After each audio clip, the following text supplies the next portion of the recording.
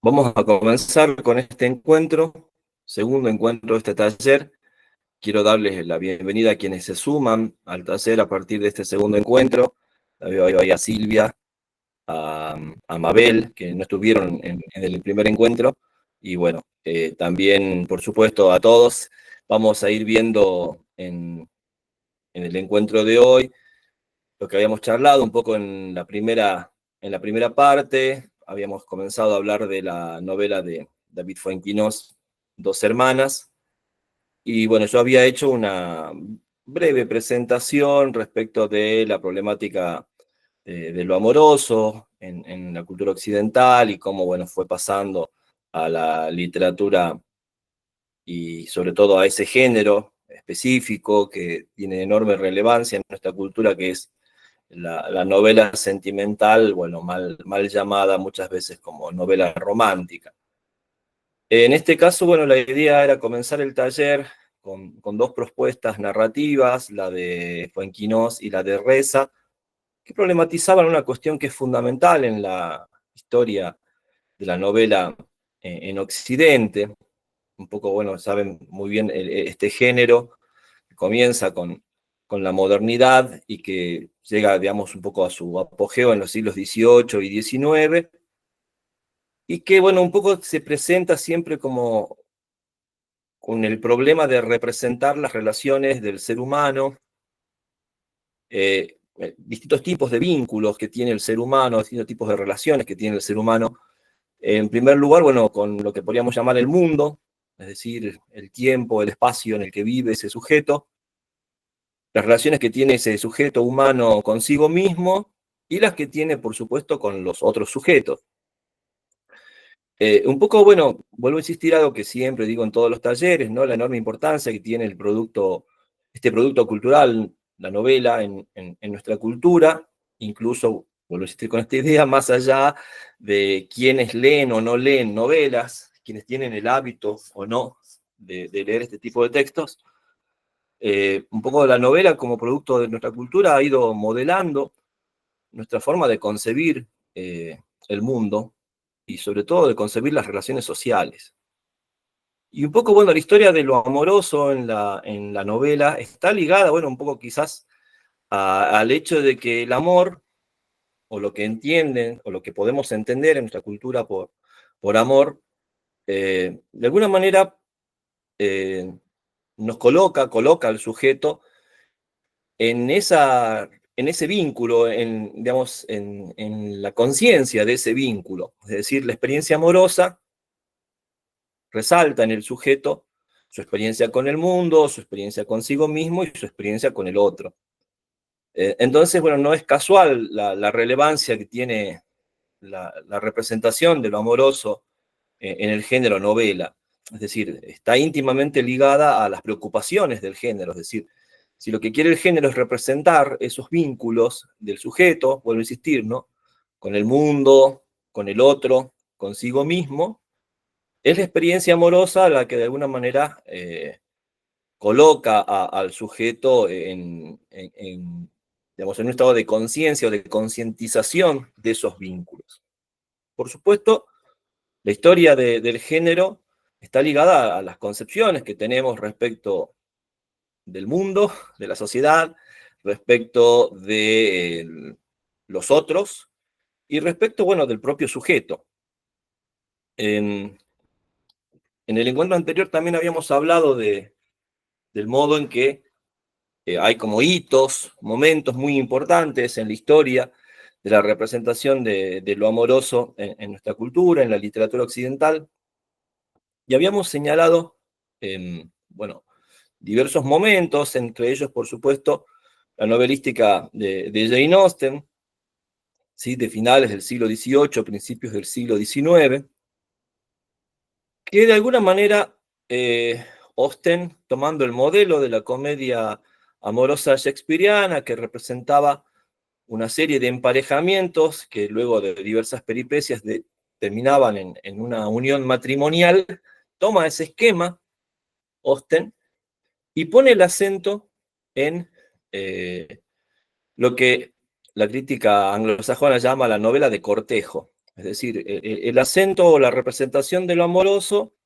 está ligado al proceso previo al matrimonio. De hecho, las 6 novelas de Austen, salvo Emma,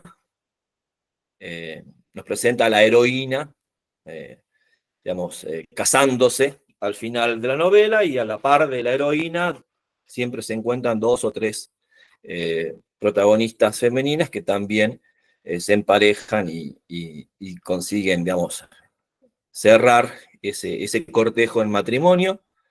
Al igual que en Shakespeare, en Austen, bueno, hay una serie de emparejamientos diversos, aunque por supuesto en este caso la narradora tiene como una preferencia, ¿sí? Va manipulando, ¿no?, el relato para destacar un tipo de emparejamiento que en gran parte distancia a Austen de sus contemporáneos románticos, ¿no? Y por lo general también en varias de sus novelas aparecen parejas que representan un poco la concepción romántica de lo amoroso y que, bueno, por lo general no constituyen un matrimonio con buenas perspectivas de duración, ¿no? Porque en definitiva, el problema en Austen es, bueno, depende de la calidad del cortejo y del modo de emparejamiento, las perspectivas de que ese matrimonio perdure. Y por supuesto, en Austen también es muy importante, debo resaltar, porque lo vamos a ver más adelante en otras novelas, considerar el factor económico, ¿sí?, en las relaciones amorosas, es decir, no es un factor menor ni a dejar de lado, ¿sí? El vínculo amoroso se puede sostener solamente si hay algún tipo de condiciones materiales para que eso suceda, ¿no? Y en el caso, bueno, de novelas que por lo general tienen la perspectiva de lo femenino, muchas veces la narradora advierte, ¿sí?, a las mujeres de considerar ese factor, de no dejarlo de lado, ¿sí? Porque, bueno, cuando se lo deja de lado, vuelvo a insistir, el problema es la posibilidad de cuánto puede perdurar ese vínculo, ¿no? Entonces, vuelvo a insistir, se pone el acento en Austen en el cortejo, y de acuerdo al modo en que se desarrolla el cortejo, parece decirnos Austen en cada novela, las perspectivas de que ese vínculo o esa relación perdure, bueno, están más o menos ya en germen, en el modo en que se desarrolla el cortejo. Contemporáneos a Austen se desarrolla, por supuesto, sigue desarrollándose la novela de tema amoroso dentro de los escritores románticos, que van a discutir, por supuesto, con estas ideas de Austen, y sobre todo ese tipo de discusiones se dan muy especialmente en el ámbito de la novela francesa, cuando el eje se corra a la representación de la vida conyugal, y un poco el modo en que esa vida conyugal, por supuesto, es insatisfactoria respecto a las expectativas románticas de la vida amorosa que tienen los héroes o las heroínas. Entonces, bueno, sobre todo la novela francesa le ha aportado, ¿sí?, a nuestra cultura occidental una desconfianza respecto del matrimonio burgués, para satisfacer las expectativas amorosas de los sujetos, ¿no? Esto, por supuesto, también se va a difundir en la literatura occidental rápidamente, y de alguna manera es un poco la marca de la literatura francesa en la representación de lo sentimental, ¿no? La infelicidad conyugal. Y aparece el término felicidad, y no es casual, por supuesto, que haya elegido también la novela de Reza para arrancar el taller, porque es uno de los grandes temas de la novela sentimental francesa, la posibilidad de ser o no ser felices en la vida conyugal, la relación entre amor y felicidad. Por supuesto, también podríamos preguntarnos de qué hablamos cuando hablamos de felicidad, ¿sí? Porque obviamente el concepto puede ser también muy variado, al igual que el concepto de lo amoroso. Hay también en la novela francesa, en la novela sentimental francesa, tanto romántica y luego ya en las distintas corrientes de la novela en la segunda mitad del siglo XIX, el realismo, el naturalismo, el decadentismo, una sospecha sobre la felicidad conyugal, sobre todo, por supuesto, centrándose en un sector de la sociedad, que es el que protagoniza, el gran protagonista de la novela francesa, que es el sector de la burguesía. Es decir, una profunda desconfianza acerca de la felicidad conyugal de los burgueses. Hay una sospecha de que esa felicidad es ficticia, es producto de la hipocresía burguesa, más bien es una fachada, es decir, mientras más feliz se muestra un matrimonio, más sospechoso es ante los ojos de la novela, ¿no? Y bueno, por supuesto, pensemos que está esta idea de que quizás un poco el correlato de esa sospecha acerca de la felicidad conyugal, el correlato sería, bueno, quizás amor e infelicidad van de la mano, ¿no? Es decir, mientras más infeliz se es, ¿sí?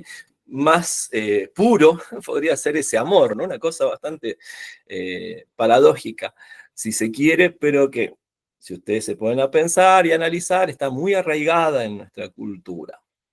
¿Sí? Vamos a leer varias novelas aquí en este taller donde aparece esa cuestión, ¿no? Eh,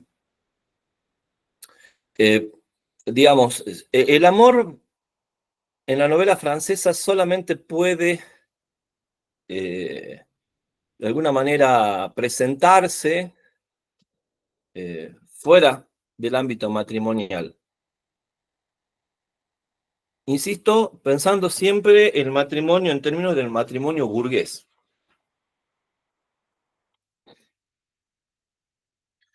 Y el amor, eh, un poco en la concepción francesa, o la concepción más presente en la novelística sentimental francesa, está asociado a, bueno, a una experiencia de felicidad efímera y que por lo tanto, bueno, por lo general lo que más se destaca es esa especie de actitud nostálgica respecto de lo amoroso y que nos genera, bueno, un dolor, una infelicidad, ¿no? Es decir, el amor paradójicamente nos conecta a una experiencia muy feliz y por su carácter efímero nos convierte en sujetos profundamente melancólicos e infelices, ¿no? Es decir, gran parte de nuestra vida, según la novela francesa, nos pasamos añorando lo que hemos perdido. Pensemos cómo eso ha ingresado, por ejemplo, a la música popular, ¿no? Pensemos en el tango, por ejemplo, ¿sí? Que tanto le debe también a este tipo de representaciones literarias que están muy presentes en la literatura francesa. Graciela creo que la que hablaba la vez pasada acerca de la novela de Gustave Flaubert, La educación sentimental, en la que, bueno, el protagonista, Moreau, de alguna manera, eh, digamos, desarrolla una pasión amorosa que sabe que está condenada o destinada al fracaso, ¿no? Que ese es otro tipo también de representaciones de lo amoroso muy fuertemente presentes en la narrativa francesa y que vuelve, insisto, a, a modelar un poco nuestras concepciones sobre lo amoroso. Entonces, bueno, en el caso de Dos hermanas de Fuenquinos, nos encontramos, ¿no? Con el relato enfocado en estos dos sujetos, Matilde y su hermana. Eh, Ay, se me fue el nombre de la hermana de Matilde. Agathe, Ágate. sí, Hola. exactamente. Tenemos por supuesto, a Matilde que ha sido abandonada por Etienne y que entra en una depresión, ¿no? En un momento, bueno, de desmoronamiento de toda la vida que venía construyendo en la relación con Etienne, incluso que tenía las perspectivas de convertirse en una relación matrimonial. Y en contrapunto, la figura de su hermana, que adquiere mayor relevancia, sobre todo en la segunda parte de la novela. Y que representa lo que yo les decía hace un rato, esa felicidad conyugal, ¿sí? Casada con Frederic, que ha maternado recientemente, entonces un poco, obviamente desde el punto de vista fraternal, quiere ayudar a su hermana a salir de esa depresión, y bueno, paradójicamente, un poco el intento de ayudar por parte de Agathe va a ir agudizando los problemas en Matilde, bueno, hasta esa decisión final, ¿sí? De la que ya seguramente vamos a hablar en el encuentro de hoy. Y por supuesto, Matilde, bueno, descree de la felicidad conyugal de su hermana, ¿no? Es decir, le choca por una parte, ¿no? Esa especie de, de representación de un matrimonio, digamos, bien establecido, bueno, de alguna manera está disfrutando de la maternidad y la paternidad, y bueno, este tipo de relaciones que se contrastan, insisto, con la experiencia reciente de Matilde. Y luego, incluso cuando Matilde empieza a acercarse a Frederic, un poco por pedido, ¿no? De Agathe, de que Frederic, bueno, se acerque a Matilde y la ayude y la consuele, también empiezan a aparecer, bueno, esa especie digamos, de vínculo entre los cuñados, que de alguna manera vienen a, a confirmar de alguna forma las sospechas de que, por supuesto, detrás de esa felicidad conyugal hay dificultades y problemas. Lo interesante, creo yo, de la novela de Fuenquinos es cómo va problematizando los distintos momentos por los que pasa en Matilde, a pesar de que es una novela, decíamos en el encuentro anterior, narrada de un modo clásico, un narrador omnisciente, un narrador que constantemente está representando la interioridad de los personajes. Ya vamos a ver un poco el contraste de esta forma narrativa con la forma que propone Reza en Felices los Felices, pero que, bueno, de alguna manera aparece constantemente como una intención del texto novelesco representar la interioridad, representar la conciencia de los sujetos. Por supuesto, en este tipo de novelas siempre es importante hacer como una especie de jerarquía de las conciencias, cuáles son las más importantes, cuáles son las que tienen mayor peso en la novela, pero no dejar nunca de lado, cuando la novela tiene este tipo de construcciones, el hecho de que si hay una conciencia representada en una buena novela, creo yo que es esta, es por algo, o sea, hay algo que el narrador quiere destacar de esa conciencia de ese sujeto, por más que no sea la conciencia del sujeto más relevante dentro de la novela, pero que va a ir incidiendo, por supuesto, en los sucesos narrados. Y vuelvo a insistir, obviamente al sujeto al que más seguimos dentro de las novelas es Matilde, que es esta joven que ha sido abandonada por Etienne. A la vez también, bueno, en una novela contemporánea, esto ya hemos trabajado en muchísimos talleres, la concepción de sujeto es muy compleja en nuestra cultura, está muy atravesada por el psicoanálisis o diversas corrientes filosóficas, ¿no? Acerca de la subjetividad y la conciencia de los seres humanos. Y me parece que, bueno, Fuenquinos, que es también un escritor que tiene formación académica en estudios literarios, en estudios humanísticos, utiliza, por supuesto, todas esas herramientas para representar una conciencia compleja, ¿sí? Una conciencia, bueno, fragmentada, fracturada por la experiencia de lo amoroso, una conciencia en la que constantemente se contraponen las expectativas que tenía sobre lo amoroso ese sujeto femenino y, bueno, la experiencia, primero de la felicidad, de la breve felicidad en la relación con Etienne, y por supuesto, finalmente y en mayor medida, los efectos de la destrucción de esa relación, ¿no? Efectos que, fíjense, también se presentan de manera bastante compleja en cuanto a los niveles o a las diferencias de esas representaciones. Aparece, por supuesto, la idea de ese fantasma de la otra, tema que ya hemos visto también en otros talleres, ¿no? En varias novelas aparece esa cuestión de la construcción fantasmal de la otra mujer. En este caso es la figura de Iris, la mujer por la cual, digamos, Etienne rompe su relación con Matilde. Luego también la cuestión de la vida social, una vida social construida en relación a un sujeto que se define como pareja de, y luego cuando ya esa pareja no está, por supuesto, eso también influye en la vida social, en la vida laboral de Matilde.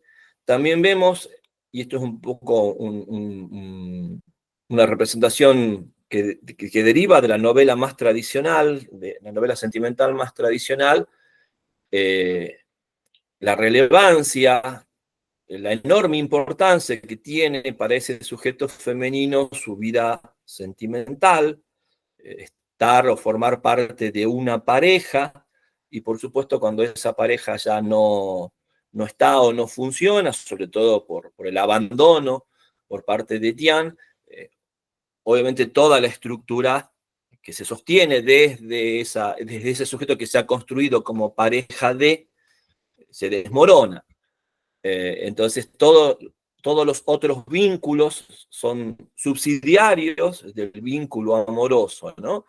Bueno, esto aparece claramente en la novelística de los siglos XVIII y XIX, y de hecho también sabemos que la novela forma parte, hasta el día de hoy, de la educación sentimental de los sujetos femeninos, de las mujeres, ¿no? Y que de hecho, incluso en sus inicios, la novela sentimental tenía una intencionalidad didáctica. Creo que en Austen todavía hay un resabio de esa intencionalidad, ¿no? Enseñarle a las mujeres a pensarse en relación a su vida amorosa, a las elecciones que deben tomar de acuerdo a esa vida amorosa, y por supuesto, en esa concepción, la vida amorosa femenina cobra una relevancia absoluta, es decir, la mujer se define en función de esa experiencia o de ese vínculo amoroso en su vida. ¿Sí? Y vuelvo a insistir, cuando ese vínculo, como lo pasa con el personaje de Matilde, no, bueno, es fallido o se convierte en una experiencia que llega a su fin, de algún modo todo se desmorona, ¿no? Lo hemos visto también en diversas novelas del taller anterior, se acordarán, por ejemplo, en Un verano sin hombres, ¿no? Que comienza precisamente con la protagonista de la novela de Siri Husband, internada directamente, o sea, termina en un neuropsiquiátrico, ¿sí? La mujer, y la novela es un poco cómo reconstruir a ese sujeto.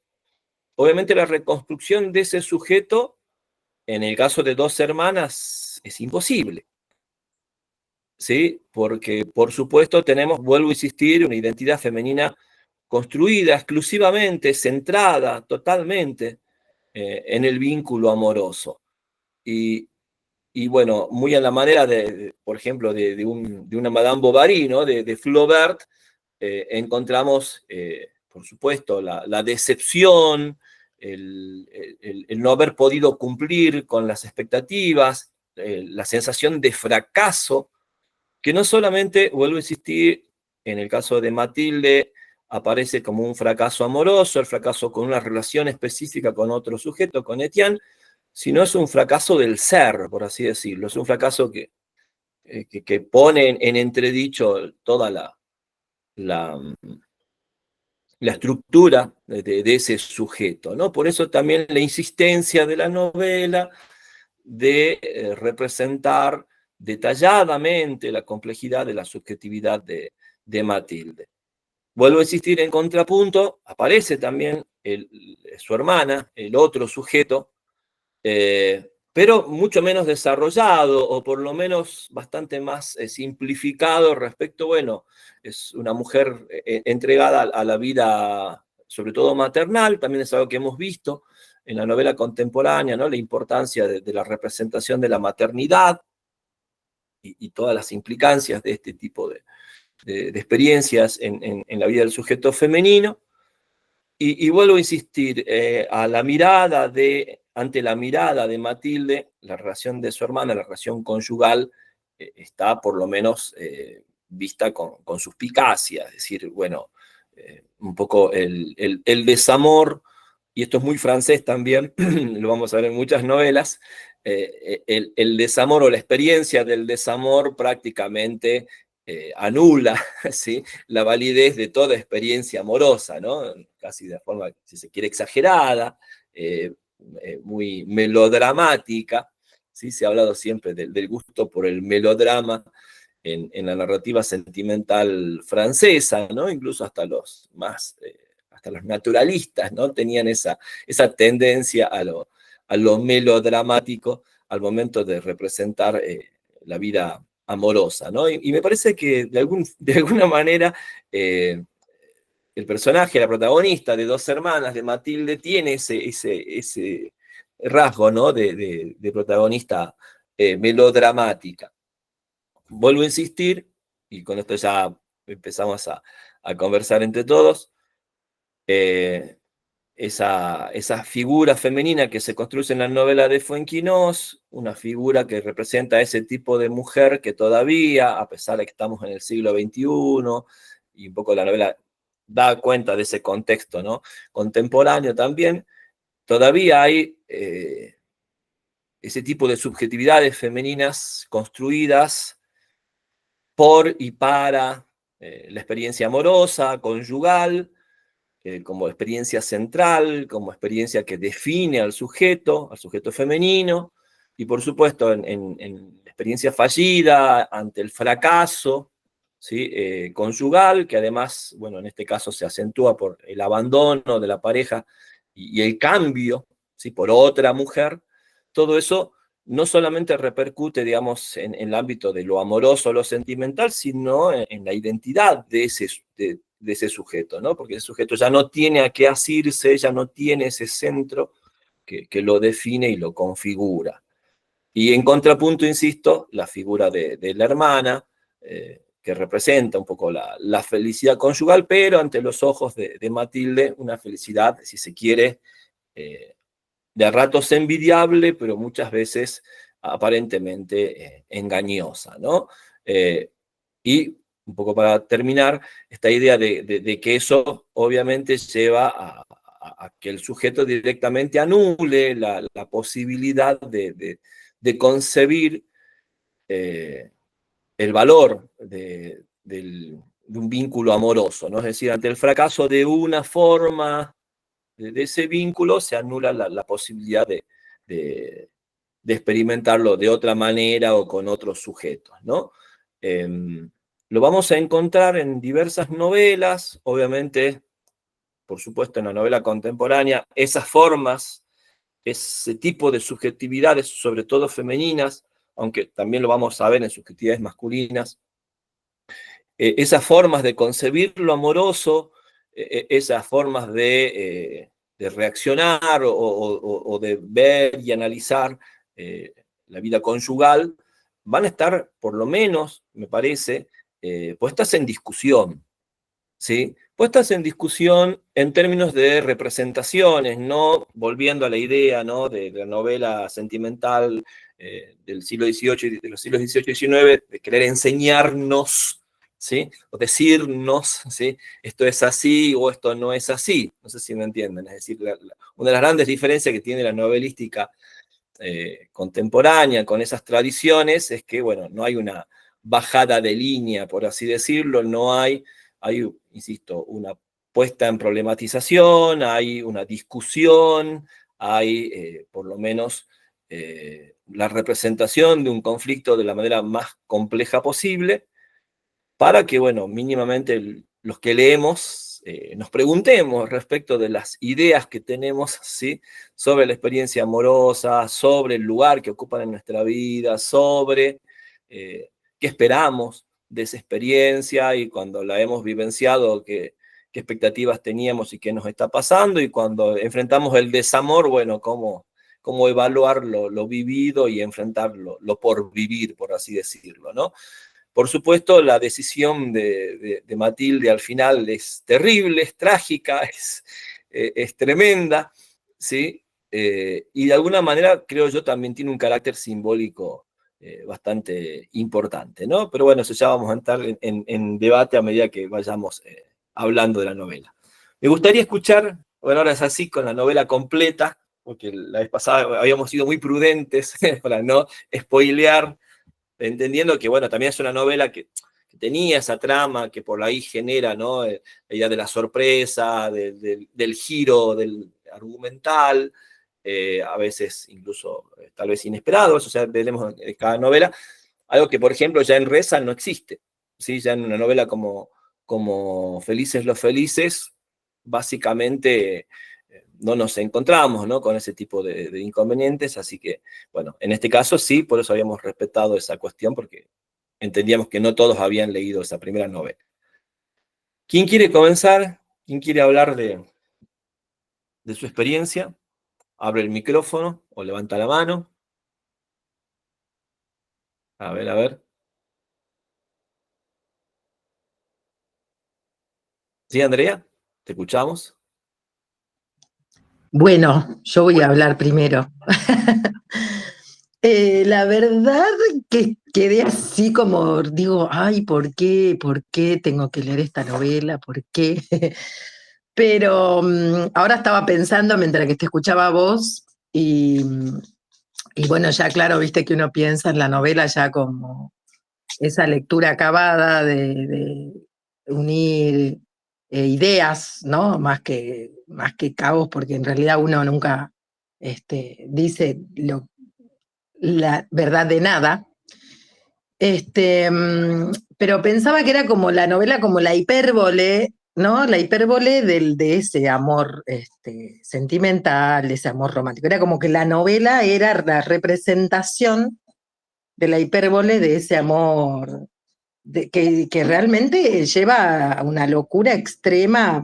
Ya sé que hay otras, ¿no? Hay otras novelas como la que vos comentás, esta de que termina internada, bueno, en un psiquiátrico, pero esta en este sentido es como que es como esa, sí, la representación de la exageración de la representación del amor como la vida de uno, como el todo que el ser humano tiene, ¿no? O sea, es todo eso, ¿no? Porque incluso al principio el trabajo de ella era su refugio, era su lugar que ella, donde se sentía segura, era su lugar para estar, para sentirse bien, para evadirse un poco de ese momento al principio, de lo que había pasado.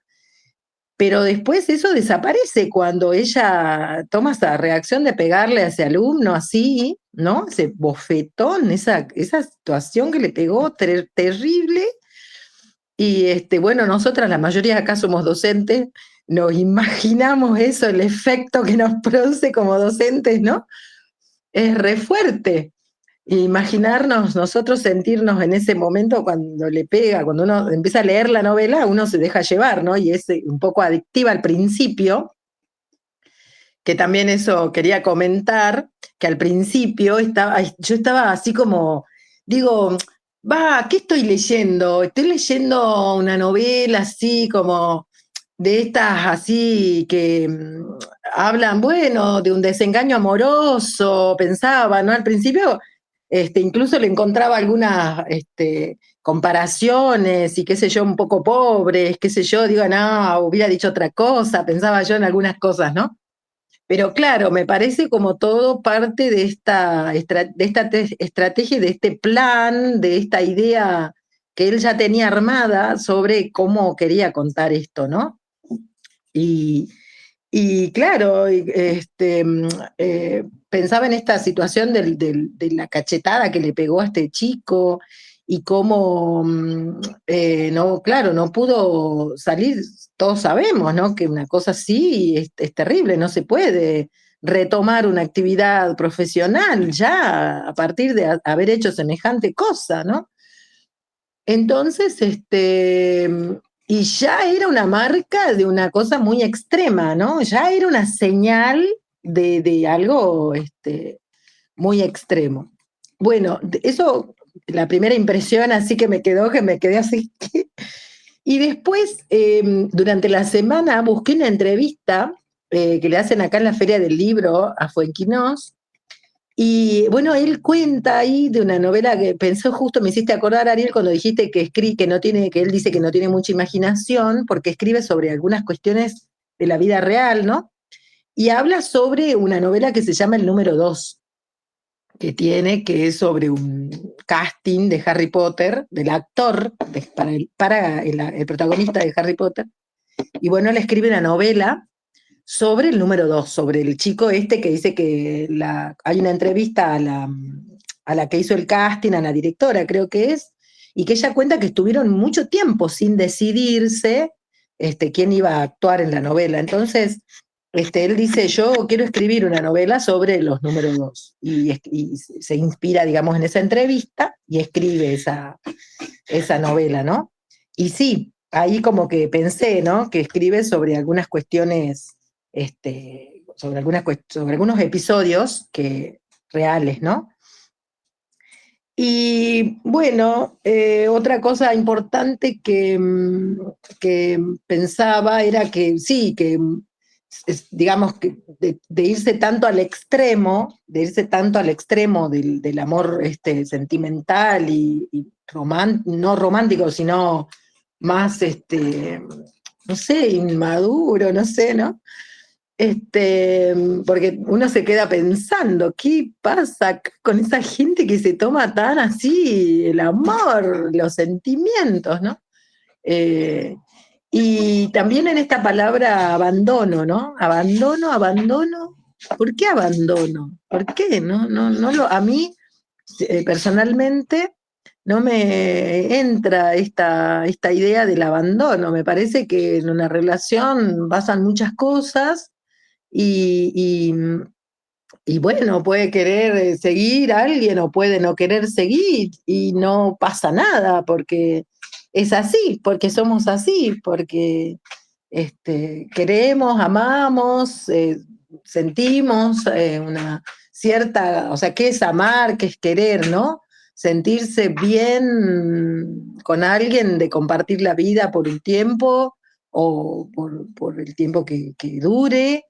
Y después, ¿qué pasa? Capaz no sigue eso, capaz sí sigue, capaz después queremos estar solos, capaz, qué sé yo, ¿no? Como que nos lleva a pensar, por lo menos a mí me ha llevado a pensar en todo eso, ¿no? Y que sí, que me parece que es como una especie también de inmadurez tomarse así esas ideas del amor romántico.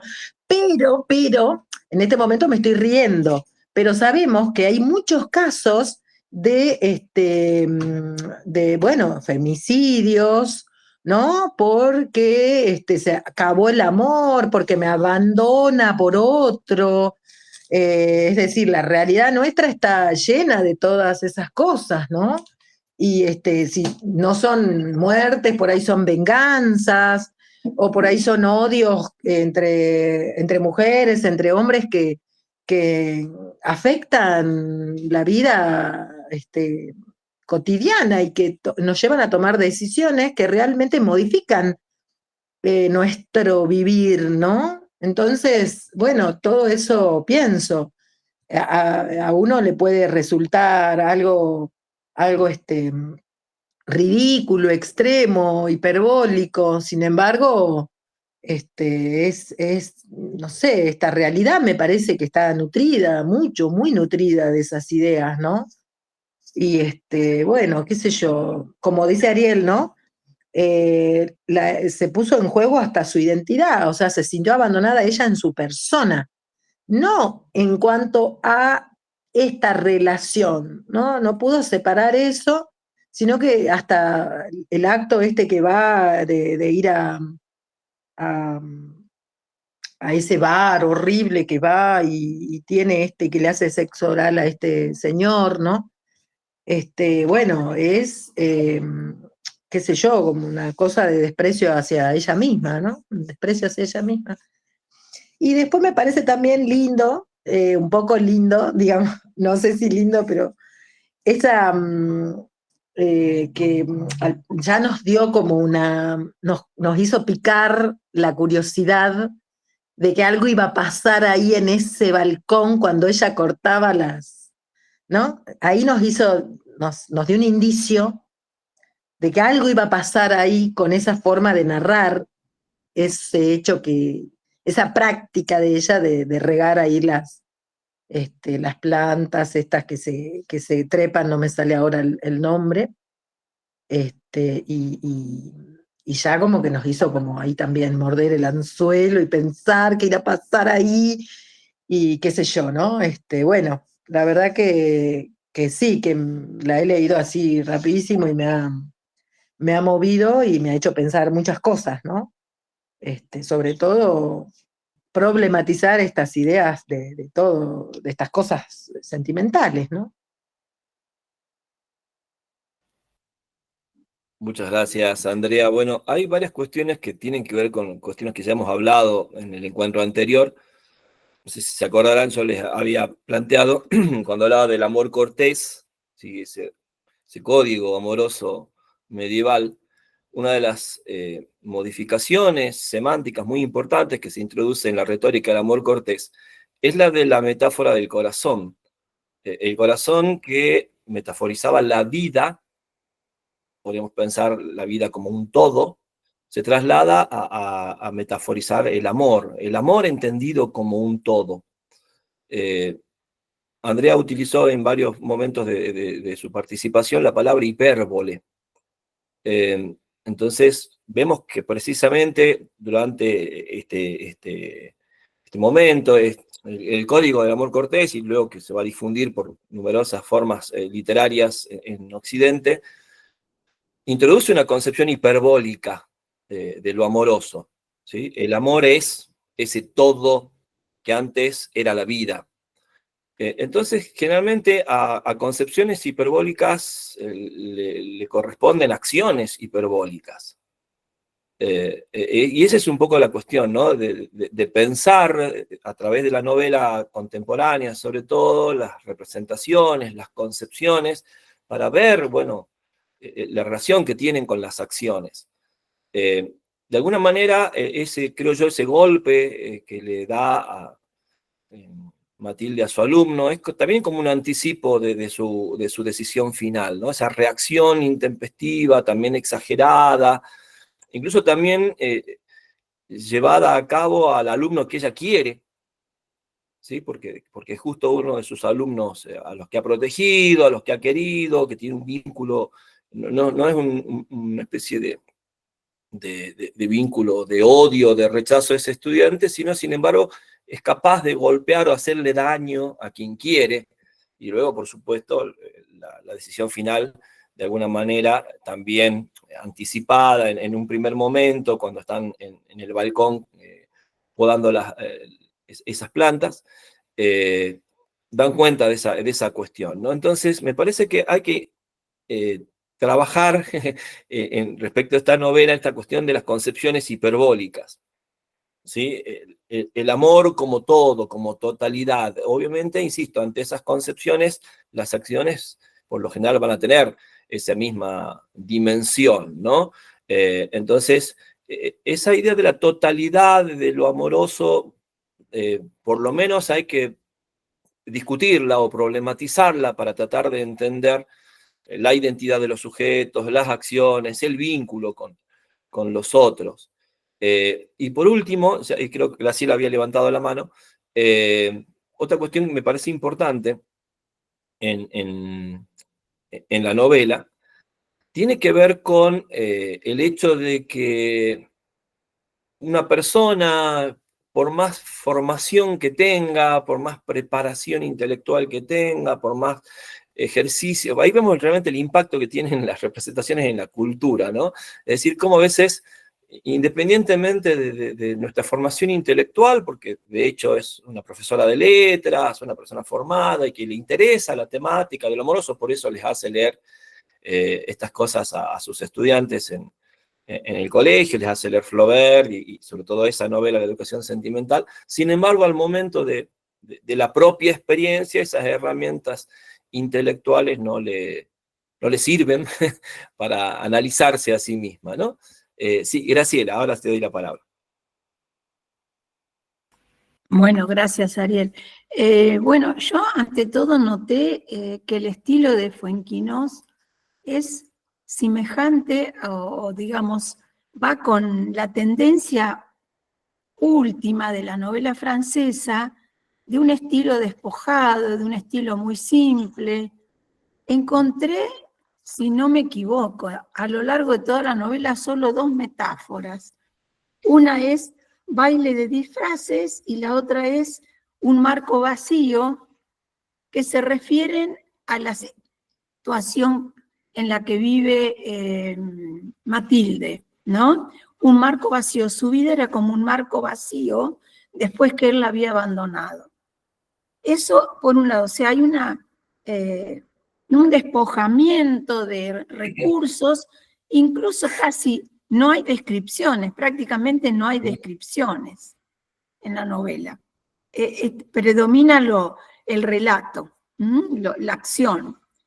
Y después también hay un paralelismo entre cómo vive la muerte de los padres y cómo vive la muerte de su amor, digamos, la pérdida de Etienne.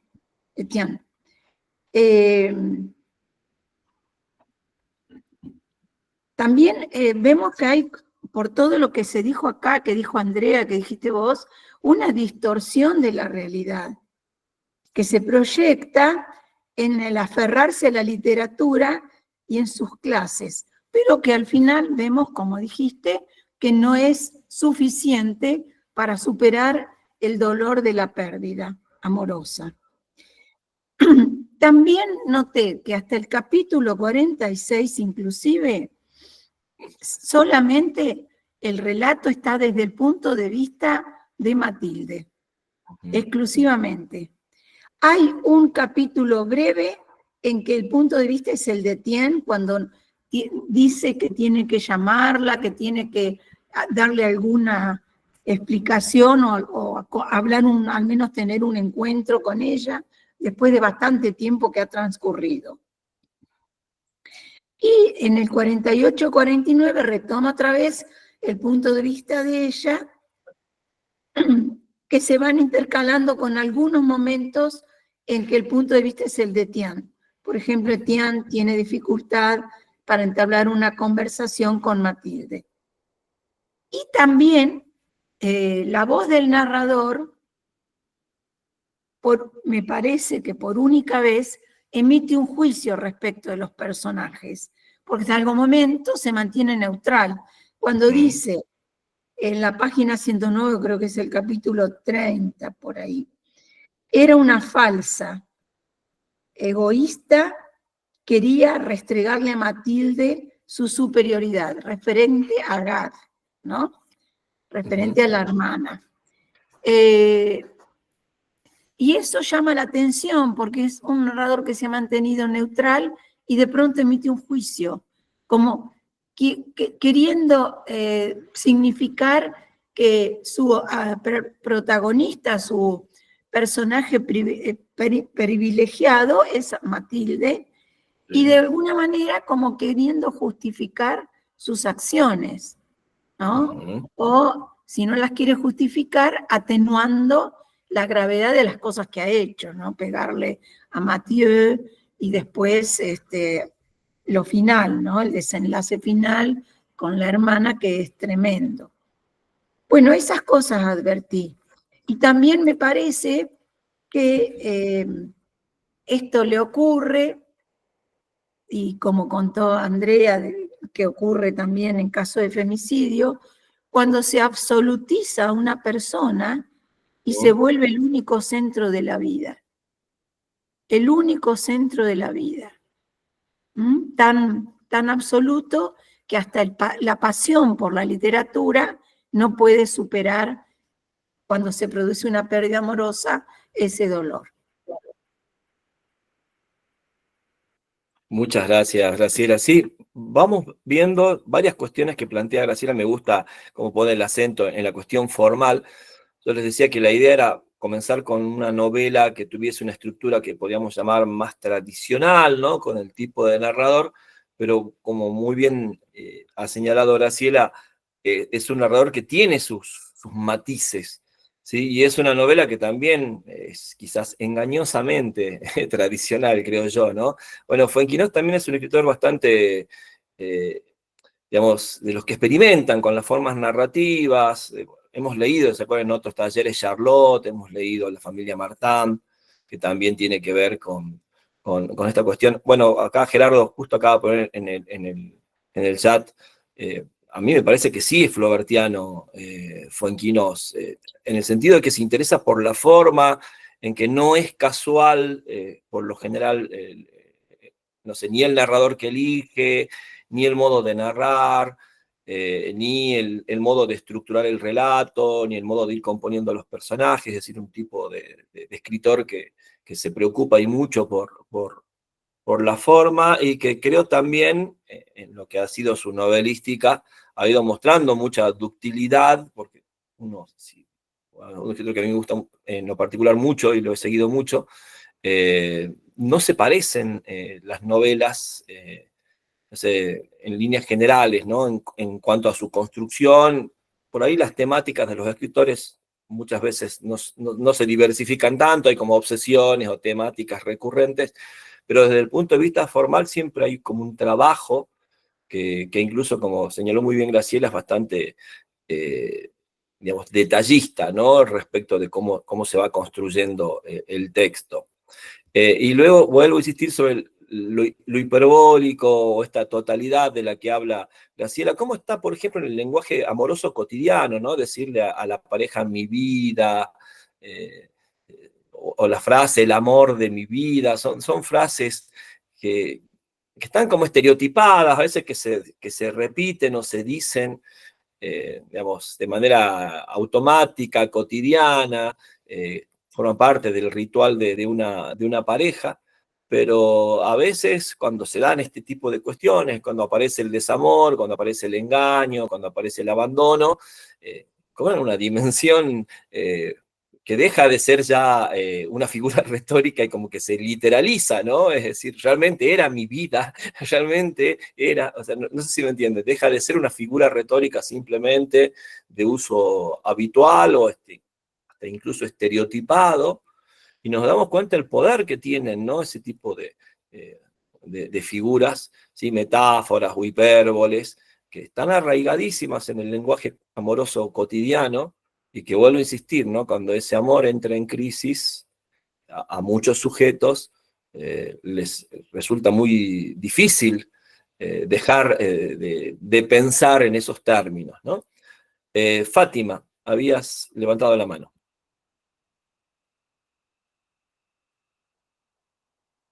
No sé si me escuchás. Abrí el micrófono. Ahí está. ¿Usted puede escucharme, profesor, o no? Sí, se escucha bien. Bien. A mí lo que me había llamado la atención del texto, no me prendo la cámara porque no estoy en mi casa por ahora, es la actitud salvadora que tiene Agatha. Y también esa pretensión de curar lo que está roto, porque la lectura nos va diciendo que lo que ella sintió por el personaje fue como a primera vista, y que al verlo tan triste, ella quiso que él se olvide de Iris, o Iris, no sé cómo le dicen en el texto, cómo se pronuncia, y constantemente tiene esa misión con él, que se olvide de su desamor. Y entonces se enamora de un hombre que sufría a primera vista y él también, y no ve la situación en la que se está enfrentando. Y al final, y él ya dice, constantemente está el fantasma de Iris dándole vueltas hasta que ella llega, vuelve por fin y se convierte y toma su lugar. Esta actitud que tiene ella me llama la atención porque es como si fuera identificar un gran colectivo de mujeres que hacen lo mismo, tratar de salvar a un hombre de lo que está sucediendo, de lo que le está sucediendo. Y también ver cómo es, ¿cómo lo dice usted? Etienne, Etienne se pronuncia. Porque lo veo como, mientras que como que son tal para cual. Ella es salvadora y él una persona muy narcisista e insegura a la vez que parece que también estaba buscando su complemento en una mujer y él ya busca un complemento en un varón y ambos viven, tienen su complemento ahí. Cuando él la tenía a Matilde estaba feliz, pero cuando vuelve Iris la deja por ella. Y Matilde hace lo mismo, primero estaba con uno y después se enamora de su cuñado y siempre van hacia un hombre o hacia una mujer. Es como que no hay una madurez emocional en ninguno de los personajes. Cada vez se van, como dijo la profesora Graciela, hay una totalización y con el otro, siempre tendiendo al otro, pero de una manera muy desordenada. Y me gustó mucho el personaje porque no es tan distinto a cómo se comportan las personas en la vida cotidiana. Y aparte me gustó porque yo lo voy a ver desde el punto de vista pedagógico. Los chicos lo podrían ver como algo, mira todas las red flags que tiene el personaje y no lo ven. Porque los chicos constantemente ahora hablan mucho de red flag, los adolescentes, y dicen, no, no, esto no me conviene porque mira las red flag que tiene. Yo lo veía desde ahí, por el hecho de que estoy incursionando en el tema de la educación en literatura y como que siempre que estoy leyendo algo digo, ¿cómo podría dársela a un adolescente? Y entonces me gustó mucho esta novela como para llevarla al aula. Eso es todo, profesor. Muchas gracias, Fátima. Bueno, hay varias cuestiones de lo que vos estás planteando que me parece que son importantes tener en cuenta. En primer lugar, vuelvo a insistir en esta idea de la relación entre concepciones y acciones, ¿no?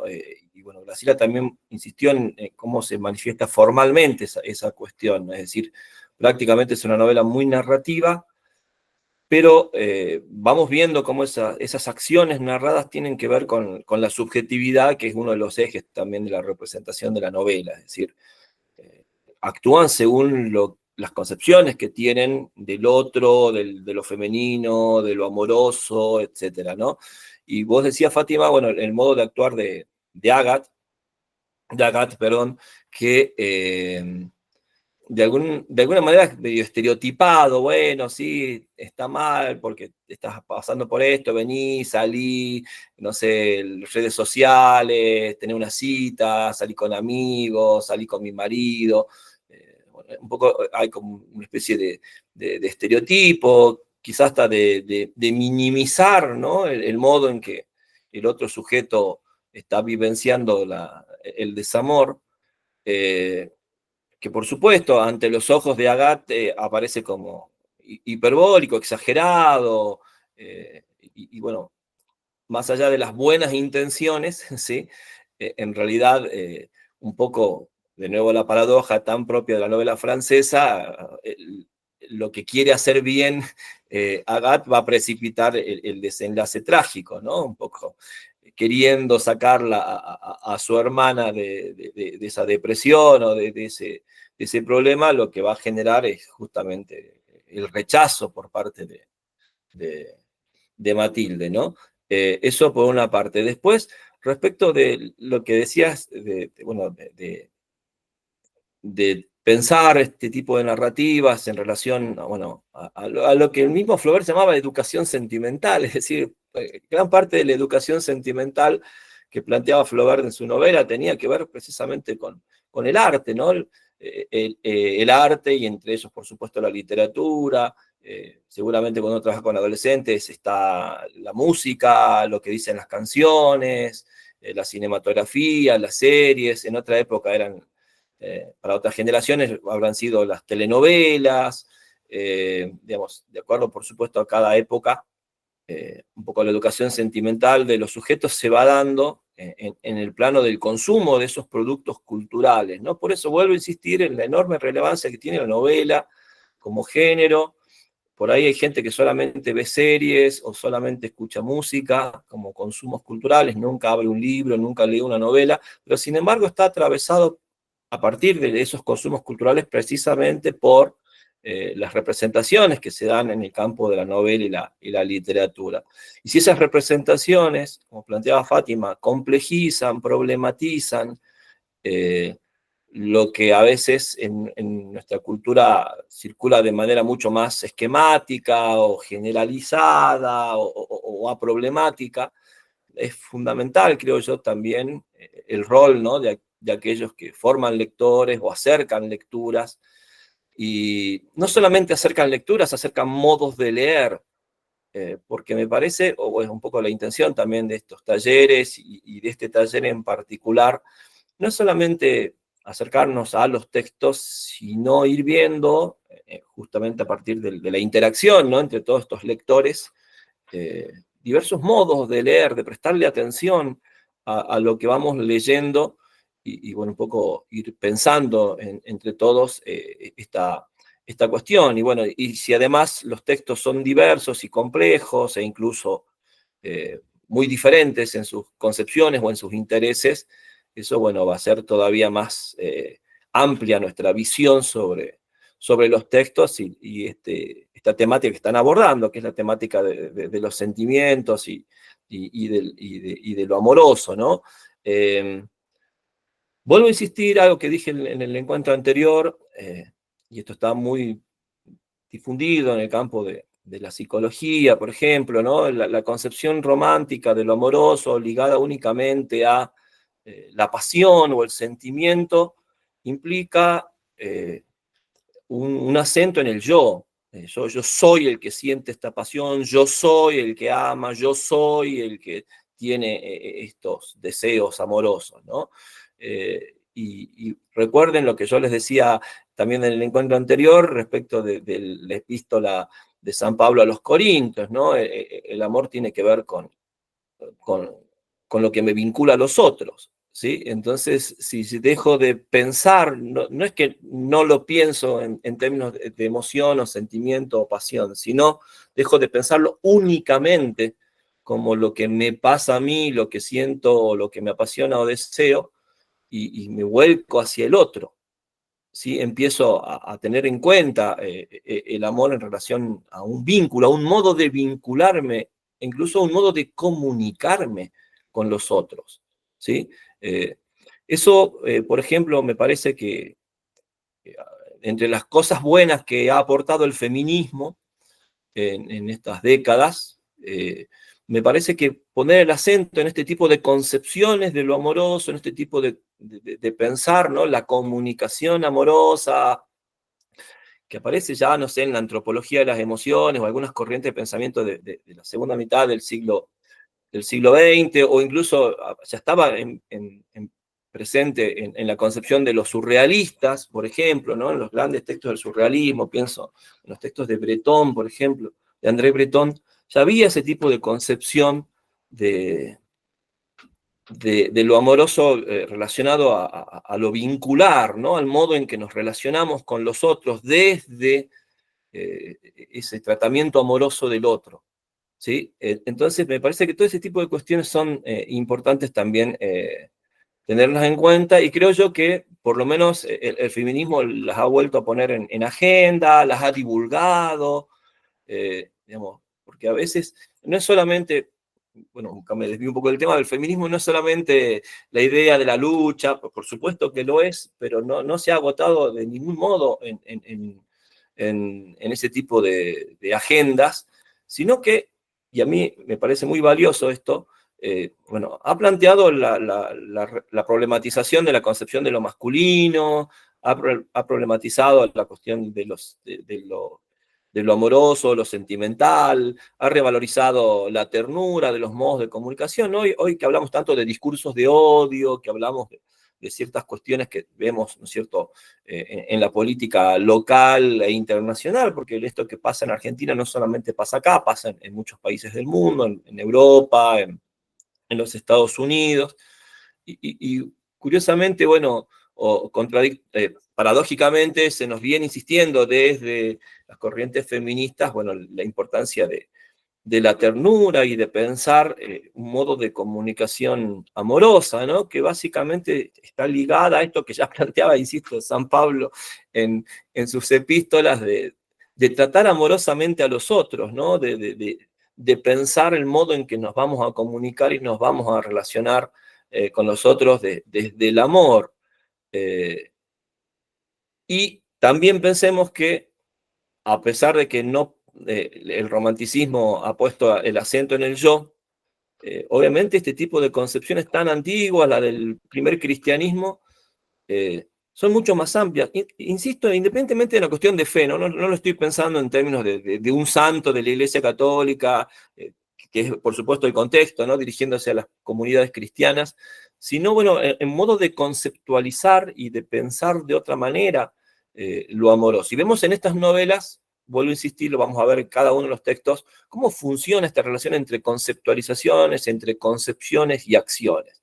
Lo que han trabajado en el taller anterior, lo hemos trabajado bastante, novela a novela, y vamos viendo cómo funciona. A veces desde lo negativo, por así decirlo, como sucede acá, ¿no? Una mujer que no puede, luego de la vivencia del desamor y el abandono, reconstruir su vida, que esa vida se va derrumbando hasta, por supuesto, derivar en esa decisión tan trágica. Pero en otros textos vamos a ir viendo, aunque en menor medida que en la línea anglosajona, creo yo, ¿sí?, modos de repensar o de reconstruirse por parte de los sujetos en relación a lo amoroso. Andrea, habías levantado la mano. No sé si, Fátima, levantaste de nuevo la mano o quedó de la vez pasada. ¿Cuál cosa me decís? Andrea. Sí, justo con respecto a esto que decías vos del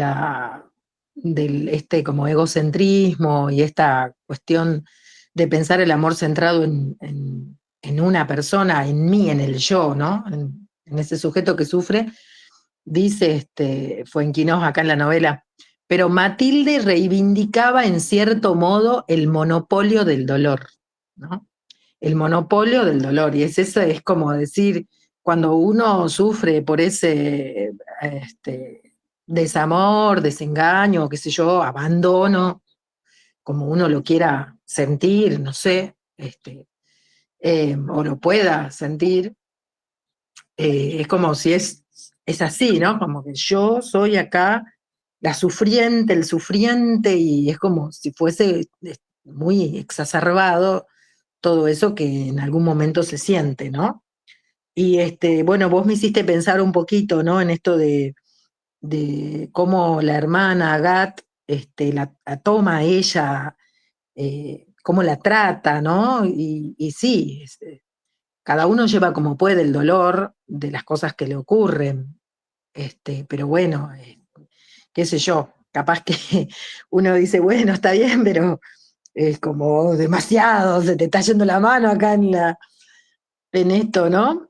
Y después me hizo pensar Fátima en lo que dijo con respecto a que ella sabía, ¿no? Que claro, que este muchacho estaba olvidando a Iris, Etienne, estaba olvidando a Iris, y después acá vuelve a entrar, ¿no?, en otra relación, en otro triángulo. O sea, primero entra en esta relación de Etienne con Iris, creo que se pronuncia en francés, como dijo la profe, y después entra en la relación de la hermana con el marido, ¿no?, de Frederick.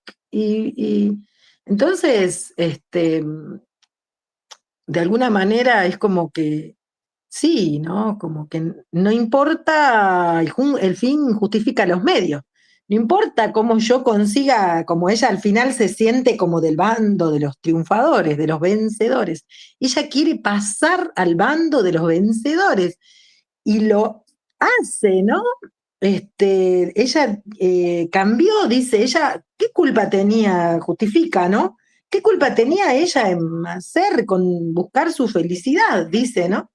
¿Qué culpa tenía ella en buscar su felicidad? Nada, ninguna. Ella quería eso y lo consiguió, ¿no? Es decir, ¿qué castigo se le puede dar a una persona por buscar eso, ¿no? Entonces, sí, es claro, re Flaubert es tremendamente. Yo confieso que a Madame Bovary no la puedo terminar de leer nunca porque me queda atravesada acá. Empiezo y la empiezo a ver cómo piensa, cómo actúa y me pone los pelos de punta, así que la dejo. Después vuelvo y así no la puedo terminar de leer, pero por una cuestión personal que veo claro, que tiene que ver con estas ideas también, como dice Ariel, que ya el feminismo y todas estas corrientes que nos han hecho problematizar y pensar en nuestras formas de ver el mundo, la vida, el amor, las relaciones, realmente ya estamos, por suerte, un poco atravesados ya por estas miradas, ¿no? Pero bueno, bien, eso quería terminar de decir. Gracias. Muchas gracias, Andrea. Mabel, habías levantado la mano.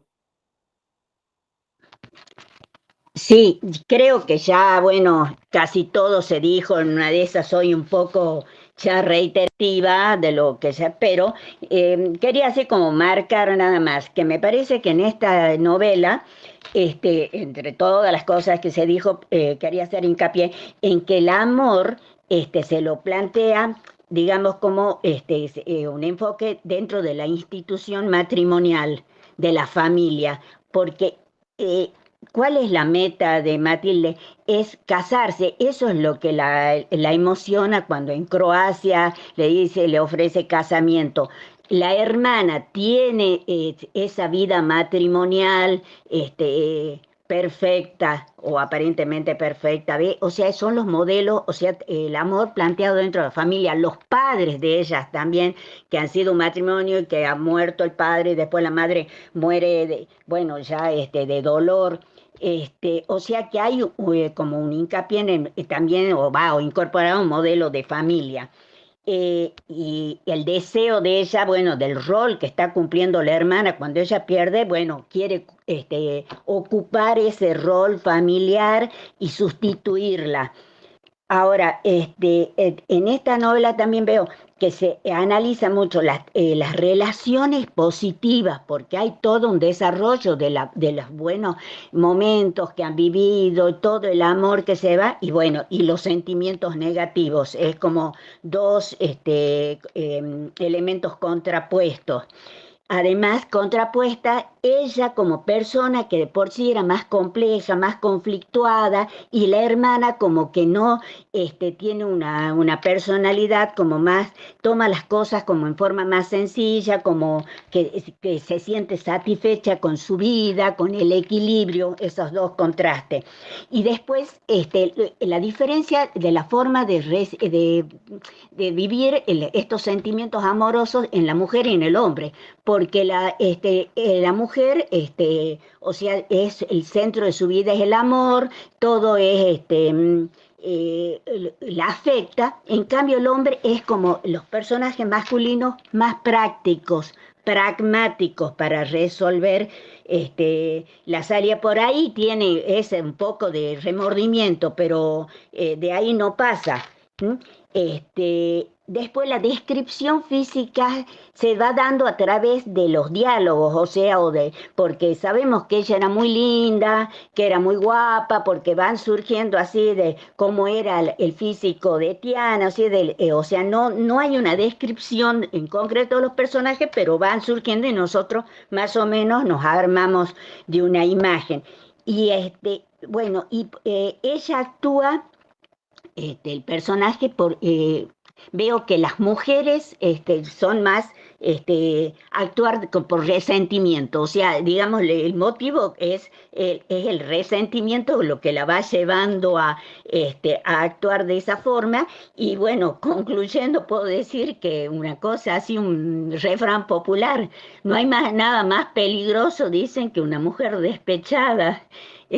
O sea que bueno, me surgió ese pensamiento, así que corre muchas veces la idea esa, ¿no? Y bueno, y efectivamente lo vi así, bueno, eso era todo. Muchas gracias, Mabel. Bueno, acá quiero separar algunas cuestiones, me parece importante respecto de representaciones que tienen los personajes. Vuelvo a insistir en ciertas representaciones estereotípicas por parte de Agathe, eh, al analizar, ¿no?, la experiencia de su hermana y al querer ayudarla, ¿no? Esta idea de, bueno, hay buenas intenciones, pero en realidad se sostienen un poco el accionar de Agathe en estereotipos, ¿no?, de lo que entiende respecto de lo que ha vivido su hermana. Y a la vez, bueno, también me gusta lo que planteaba Mabel, el modo en que se presentan los personajes de la novela, y esta cuestión, vuelvo a insistir, que parte quizás de estereotipos o parte de situaciones, digamos, más o menos recurrentes, no solamente en la novela sentimental, en líneas generales en nuestras concepciones sobre lo amoroso, pero que se problematizan, se complejizan o se problematizan sin entrar, por supuesto, en una, digamos, en un didactismo, ¿no? En un decir, bueno, esto está bien y esto está mal, sino simplemente es, bueno, ante la acción, y creo que la acción final, ¿no?, la acción de Matilde de asesinar a su hermana, lo digamos de esa manera muy cruda, precisamente es la que pone, creo yo, el dedo en la llaga, ¿no?, la que pone en entredicho todas nuestras concepciones estereotípicas respecto de los vínculos amorosos, el despecho, el desamor, el duelo, la recomposición luego de la ruptura. Bueno, insisto, y creo que también algo de eso decía Fátima, ¿no? Hay muchas ideas que tenemos y que circulan y que, bueno, de alguna manera había como advertencia, esas red flags, ¿no?, esas banderas rojas que van como señales de alerta o de alarma de algo que va a suceder y que, bueno, termina sucediendo lamentablemente y de la peor manera, ¿no? Me parece que eso es un poco algo que también hay que destacar de esta novela, y lo vamos a ver en otras novelas, cómo abordan, por supuesto, situaciones estereotípicas, situaciones que están muy presentes. Sobre todo, bueno, a ver, pensemos cuando a veces hablamos, ¿no?, o escuchamos experiencias de vida de gente que uno conoce, o uno se involucra a veces en los procesos amorosos de otras personas, tanto en el proceso de enamoramiento como en el de desenamoramiento, o abandono, o duelo, etc. Y no sé si a ustedes les pasa lo mismo, hablo por mí, por supuesto.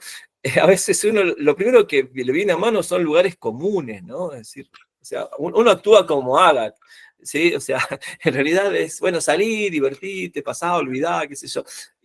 Y no es tan sencillo como eso, porque en realidad todo depende y mucho vuelvo a insistir, de las concepciones, de las expectativas que tiene un sujeto, de las vivencias que tiene un sujeto.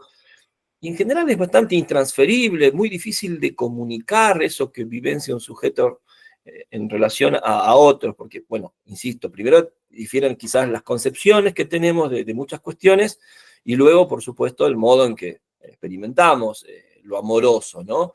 Eh, entonces, bueno, se hace más difícil todavía la comunicación, dificulta aún más la comunicación y, por supuesto, el acompañamiento, la ayuda a alguien que atraviesa un proceso de duelo, por ejemplo, porque vuelvo a insistir, quizás lo primero que tenemos a mano es lo estereotípico, el lugar común, ciertas recetas, ¿no?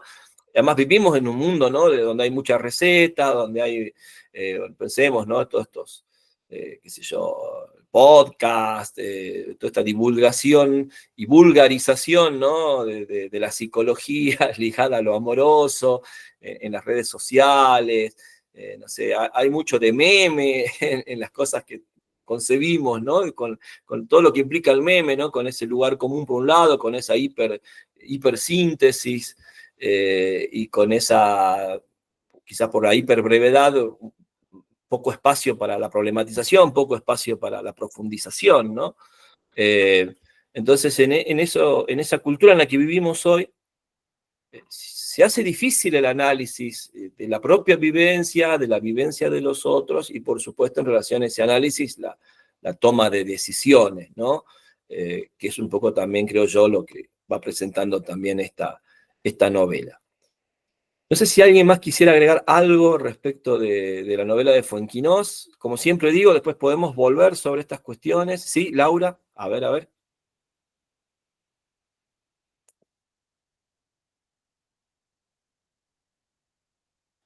Vos sabés que yo no te escucho, no sé si el resto escucha.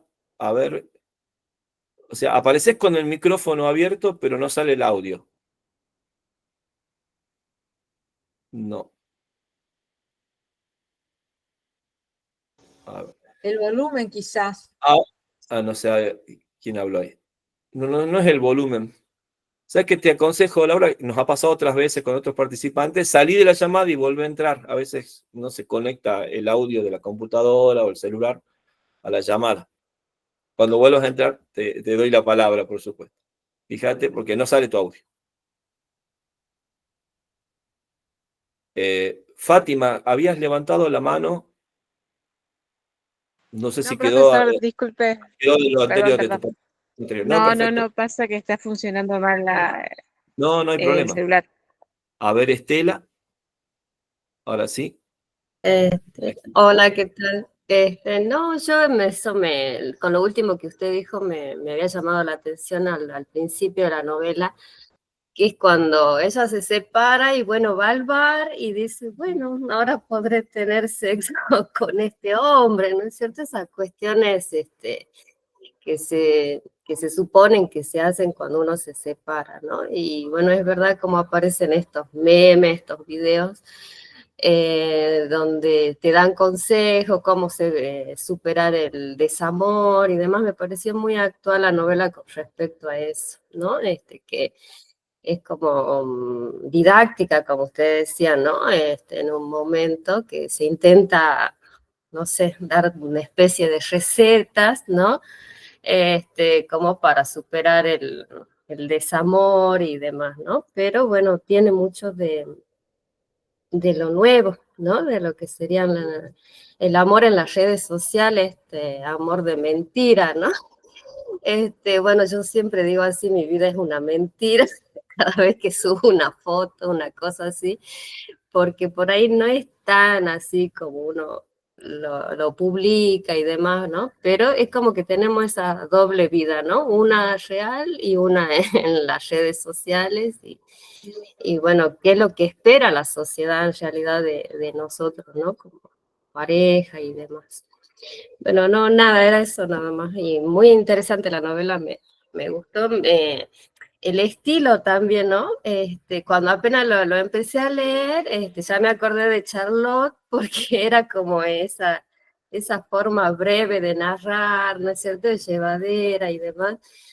Digo, sí, es muy fuenquinosa. Bueno, gracias.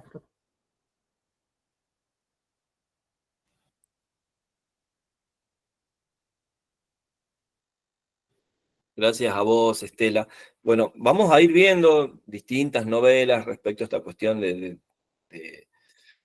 contexto contemporáneo, ¿no? Bueno, una de las características precisamente de la novela sentimental para problematizar lo amoroso es como delinear coordenadas espacio-temporales que, bueno, dan cuenta de esas concepciones de lo amoroso o sentimental, ¿no? Es decir, no caer en esencialismos, no caer en grandes generalizaciones, el amor, sino, bueno, el amor entendido en relación a este contexto acotado, ¿no? Y acá, bueno, Estela planteaba la cuestión de las redes sociales, y me parece que puede ser, ya le voy a dar la palabra a Laura, como un buen nexo para pensar la idea que atraviesa la novela de Reza, que es la de la felicidad, ¿no? Es decir, un poco hay como una especie de imperativo de mostrarse felices en las redes sociales, y no solamente en las redes sociales, porque pensemos también, ¿no?, en las reuniones sociales, en la vida social, en la actividad social.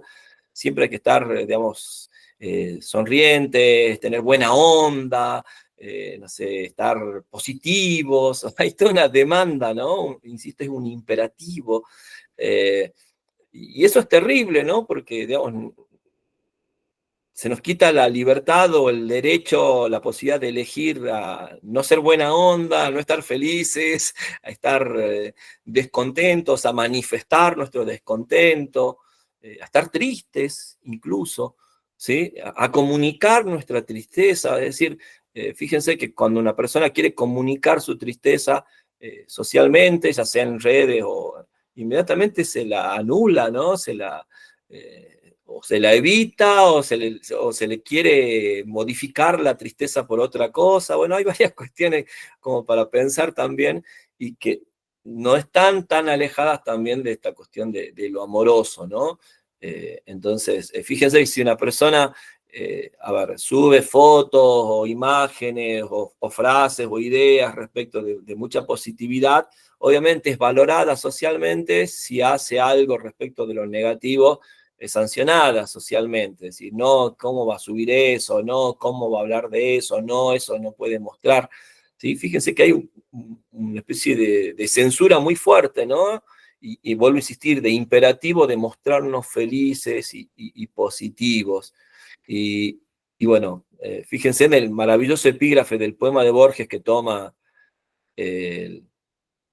Reza, ¿no? Bueno, felices los amados, felices los amantes y felices los que prescinden del amor también, ¿no? Es decir, la idea de que el amor debiera ser una elección, el amor debiera ser una experiencia que también tiene que ver con la libertad humana, y el elegir no vivenciarla o elegir ir por otros caminos también debiera ser fuente de satisfacción o felicidad. Laura, a ver si ahí sale tu audio. A ver, abrí tu micrófono.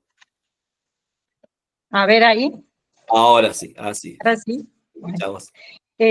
cortito lo mío, solo decir que, como nombraste El verano sin hombres, yo cuando leí la primera parte me acordé muchísimo de la protagonista del verano sin hombres, y bueno, ella en realidad, luego de pasar por un psiquiátrico, puede superar esa situación, ese abandono, por supuesto con ayudas de otras mujeres y también de su psicóloga. Y bueno, en el caso de dos hermanas, Matilde es terrible, no lo puede superar, el dolor por el abandono es muy fuerte, y, y bueno, y de algún modo podríamos decir que encuentra una salida, aunque esa salida es tremenda, ¿no es cierto? Es un fratricidio en realidad, y eso lo hace terrible. Solo decir eso, y que les recomiendo si encuentran La delicadeza. Es una película basada en una novela de Fuenquinos. Yo la encontré en Prime Video y está bastante buena. Eso nomás. Gracias, Laura, por la recomendación. Bueno, La delicadeza es una de las primeras grandes novelas de Fuenquinos, y de hecho la película la dirige Fuenquinos con su hermano, así que participa mucho, no es una sola, simplemente una adaptación, sino que bueno, también el autor se involucró en la adaptación cinematográfica, y también es una preciosa novela. De hecho, al comienzo había puesto yo La delicadeza como novela para el taller de Fuenquinos, y después dije, no, quizás desde el punto de vista de la diversidad de lo que vamos a leer, conviene Dos hermanas, ¿no? Bueno, para los que no estuvieron en el taller anterior, recomendación, la novela de Siri Hustvedt, Un verano sin hombres. Si quieren, después se las comparto cuando les pase el enlace de este video, porque es una novela preciosa, además, con un tono también incluso hasta más divertido, ¿sí? que Dos hermanas, ¿sí? Con lugar hasta para el humor, pero que también parte de la misma idea, ¿no? Una mujer que es abandonada por su marido, en este caso, porque ya hablamos de una mujer casada y que, bueno, entra en un estado de colapso emocional que termina internada en un psiquiátrico. Y un poco la novela de Hasbel cuenta cómo esta mujer, bueno, trata de recomponerse, ¿sí? de esa cuestión. Y acá quería algo que estaba planteado en el chat y que había puesto Silvia, en un momento, creo que ahora no la veo en pantalla, parece que se retiró. Respecto, bueno, creo que Gerardo se preguntaba por qué los profesores de letras ¿sí? aparecen protagonizando estas novelas, ¿sí? Y me parece que es fundamental pensar esta cuestión del lugar que ocupa el arte en la educación sentimental y el arte como herramienta que nos permita, vuelvo a insistir, problematizar, leer, interpretar, comprender mejor la vida humana, la nuestra y la de otros.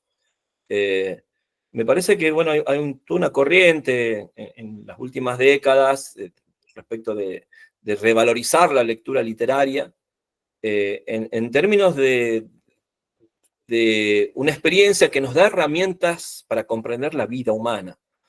Es decir, y esto, por supuesto, está incluso en la literatura de otros periodos, pienso en el siglo XVII, ¿no? El teatro del siglo XVII se sostenía bajo esta premisa, o sea, ver teatro, ver a los hombres en un escenario me ayudaba a entender lo que pasa fuera del escenario, ¿sí?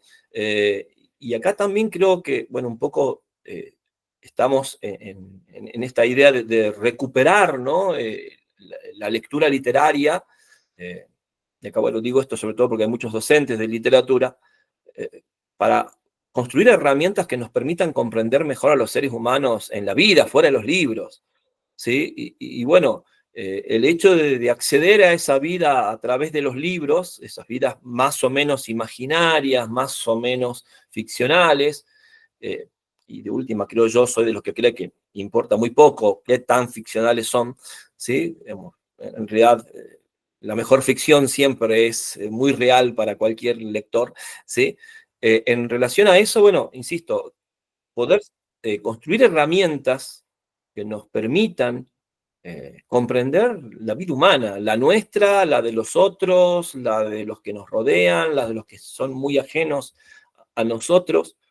Me parece que esa es un poco una de las corrientes más interesantes, ¿no? de revalorización de la lectura literaria, y creo yo, bueno, que es también el hecho de compartir estos espacios y de este tipo de experiencias, bueno, están, digamos, en la base, ¿no? de esta unión, de este compartir o encontrarnos, precisamente esto bueno, leer no solamente como un hobby, leer no solamente como algo, como un pasatiempo, como un entretenimiento, leer no solamente en términos de, bueno, de capital cultural, ¿no? de cultura general, como se decía antes, sino más bien, insisto, una experiencia que me permite acercarme a la vida de los otros seres humanos, tratar de entenderlos y entenderme a mí mismo, ¿no? Y ver cómo funcionan, en este caso, en el plano de la novela sentimental, las concepciones que tenemos sobre lo amoroso. Y me parece también que, ya un poco entrando en el plano específico de los profesores de literatura, de los estudios literarios, las formas narrativas también son fundamentales porque son muy significativas respecto de la representación del modo en que nos vinculamos. Vuelvo sobre lo que dije al inicio, ¿no? La novela relacionada con la vinculación con el mundo, la vinculación consigo mismo, la vinculación con el otro. Me faltó otro lazo, otro vínculo, la vinculación con la trascendencia. Llámese divinidad si quieren, ¿sí? Incluso para aquellos que no... aquellos sujetos que, digamos, niegan todo tipo de trascendencia, bueno, un poco quizás por oposición también aparece, ¿no? Es decir, para negarla de alguna forma hay que vincularse con formas de trascendencia que luego uno va a discutir o a negar, ¿no? Entonces, vuelvo a insistir con esta cuestión, me parece que la forma narrativa, como la describió también muy bien Graciela, y podríamos describir qué pasa con Felices los Felices, es fundamental, porque acá tenemos ya en Felices los Felices una serie digamos, episodios, capítulos, todos ellos narrados en primera persona, son 21 en total, pero que tienen 18 narradores diferentes. Y que dejan un poco librado al rol, ¿no?, del lector, establecer los vínculos, ¿no?, o encontrar, descubrir, o ser capaces de leer los vínculos que hay entre estos 18 personajes, ¿no? Y este es otro modelo narrativo diferente al de Fuenquinos, donde hay un narrador que va dirigiendo, ¿no?, esa vinculación, ¿se entiende? Hay una voz narrativa que es un poco la de lo que podríamos llamar un narrador omnisciente, un narrador más tradicional, ¿sí?, que va, digamos, llevándolo al lector a establecer esas vinculaciones. Están explicitadas en el texto y dirigidas por la voz narrativa. Acá, obviamente, esa voz narrativa se retira y lo que simplemente hay son las voces de los narradores, ¿sí?, de cada uno de estos 18 narradores. Digo 18 porque hay 3 narradores que repiten, ¿no?, que vuelven y que desarrollan mayormente su relato en 2 momentos de la novela. A la vez también es una novela donde cada uno de estos capítulos o episodios narrados por un sujeto tienen como una unidad en sí misma. O sea, narran un hecho que se cierra en el propio capítulo. Entonces también podríamos leer, y de hecho hay lecturas de este tipo, como cuentos, ¿no?, como una colección de cuentos entrelazados, ¿sí? Porque vuelvo a insistir, van a ver que cada capítulo de algún modo contiene una historia, un relato que tiene una especie de, o sea, se completa, ¿sí?, en ese breve episodio. Bueno, Reza es una escritora, es una dramaturga principalmente, que en las últimas décadas se ha dedicado con mucho éxito, con mucho reconocimiento a la narrativa. Reza nace en París en 1959, ¿sí? Y comienza a producir hacia finales de los 80 obras teatrales. De hecho, es una prestigiosa, muy prestigiosa dramaturga, ha ganado muchas veces el premio Molière. También, bueno, esto la ha llevado a que algunas de sus obras teatrales tengan versiones cinematográficas. Ha trabajado mucho con Roman Polanski, director de cine, tanto en cine como en teatro con Polanski. Bueno, es de origen judío, también con una formación muy sólida en estudios teatrales, también es socióloga, y ya hacia finales de los 90 empieza a dedicarse a la narrativa. Los que recordarán allá, cuando comenzamos con estos talleres hace mucho tiempo, leímos Babilonia, de Reza, que es una novela del año 2016, con la que ganó el premio Renaudot, otro de los grandes, junto con el Goncourt, de los grandes premios de la novelística francesa. Y bueno, Felices los Felices también es una novela premiada del año 2013, y que me parece a mí tiene mucho de teatral. Bueno, en líneas generales siempre que las 3 novelas, no leí más que 3 novelas de Reza, me parece que tienen mucho que ver con su teatro, ¿no? De hecho, la primera obra teatral de Reza, que se llama Conversaciones después de un entierro, si mal no recuerdo. Sí, Conversaciones después de un entierro. Es muy, muy divertida y muy buena, ¿sí? Tiene mucho que ver para mí con esta novela. Porque fíjense que la novela tiene que ver un poco, el hecho fundamental es la muerte de uno de estos personajes y su entierro, ¿sí? Aunque por supuesto, como la novela está fragmentada y desordenada, recién ese hecho lo vamos a ver hacia el final de la novela. Pero un poco, bueno, por supuesto, la cuestión de la vejez, de la muerte, de la evaluación del destino de una vida, que suele ser muy común, ¿no? Pensemos en cualquier momento que uno ha participado, ¿no?, de un entierro, de un velatorio, de un sepelio, el tipo de conversaciones que se dan, ¿no?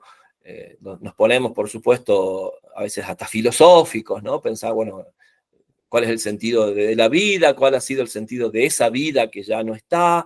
las relaciones, ¿no?, que tenemos con los sujetos que fallecen, y un poco una de las grandes medidas de valoración, una de las varas con las que evaluamos una vida, es la noción muy vaga, por cierto, y muy compleja de felicidad, ¿sí? Es decir, ¿ha vivido ese sujeto que ha muerto una vida feliz? ¿Sí? ¿Ha sido feliz en su vida? ¿Ha encontrado la felicidad? Fíjense, también es bastante estereotípico y tiene que ver con cierto lugar común lo que estoy diciendo, ¿no? Hablamos, ¿no?, de la búsqueda de la felicidad, de haber encontrado la felicidad, de hacer lo que nos hace felices, de morir habiendo sido felices.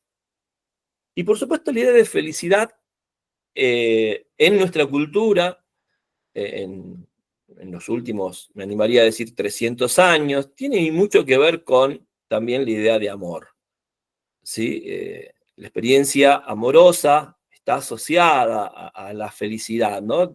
De ahí que incluso pensemos a veces, insisto, son lugares comunes o estereotipos, ¿no?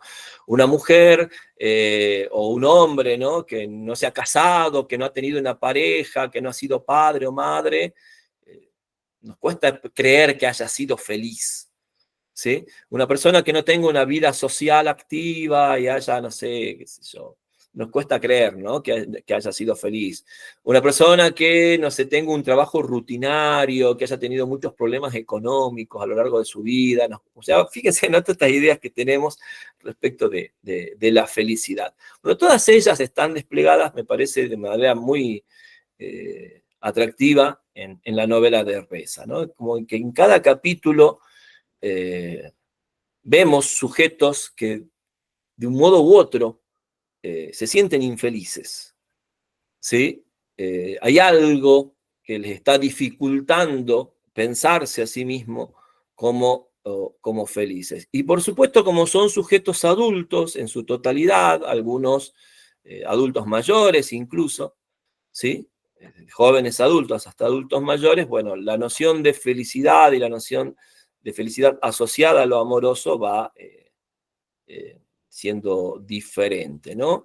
Vuelve a aparecer esta idea muy francesa, vuelvo a insistir, ¿sí?, de lo difícil que es ser feliz en el matrimonio, de lo difícil que es sostener el amor en el matrimonio, o incluso el matrimonio como una institución que atenta contra el amor y contra la felicidad, ¿sí? Es decir, hay un descreimiento muy francés, ¿sí?, respecto de la institución matrimonial y sus mieles, ¿sí?, para poder disfrutar del amor, de la vida y de la felicidad. Sin embargo, siempre hay un sin embargo, y sobre todo en muchas de estas novelas que vamos a leer,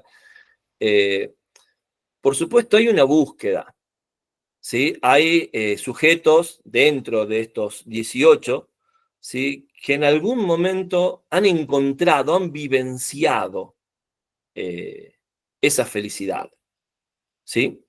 Vuelvo a insistir lo que dije en el encuentro anterior, desde Romeo y Julieta en adelante, el gran tema es cómo sostener en el tiempo, ¿sí?, esa felicidad o ese amor, ¿sí? El gran desafío es el tiempo. Y mucho más en un mundo, esto también hay que decirlo, y lo hemos trabajado, ¿se acuerdan?, en el taller anterior, con la novela anglosajona, donde los seres humanos viven mucho tiempo, ¿sí? Porque el amor romántico tenía cierta lógica cuando a los 40 ya eras anciano y te retirabas de la vida amorosa y sentimental, ¿sí? O a los 40 años incluso estabas muerto, ¿sí? Entonces, uno de los problemas que genera el mundo en el que vivimos, es que vivamos tanto tiempo, vivimos el doble de lo que se vivía antes. Y entonces, la posibilidad, ¿no?, de sostener en el tiempo cualquier cosa, ya no hablemos solamente del amor o la felicidad, se vuelve aún todavía un desafío mucho mayor. O sea, hay una cuestión antropológica muy fuerte en la vivencia. Además, somos los primeros seres humanos que tenemos esta experiencia de una vida tan extensa. Y por supuesto la vivencia de lo amoroso o la idea de felicidad se modifican completamente respecto de la sociedad que construyó esas ideas y esas concepciones, cuando, insisto, quizá la esperanza de vida era de 35, 40 años. ¿Sí?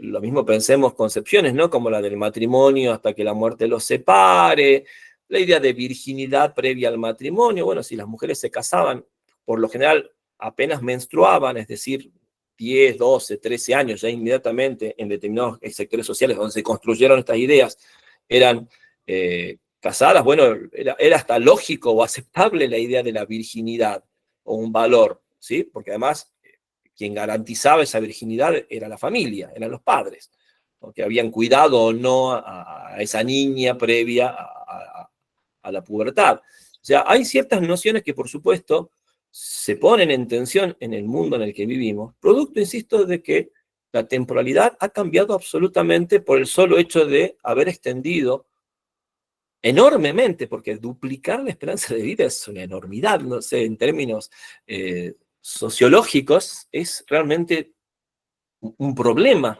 Pensemos en el término, a ver, hoy estamos discutiendo el tema, no sé, de las jubilaciones, ¿no? De los gastos sociales y de cómo, bueno, esto no era un problema en sociedades anteriores porque, ¿sí? La gente se jubilaba y se moría, o no llegaba a la jubilación. Y hoy tenemos gente que se jubila y vive 30 años, 40 años, ¿sí? Después de que se ha jubilado. Entonces es un problema social enorme, ¿no? Entonces, bueno, lo amoroso, lo sentimental, no está disociado de esto, ¿sí?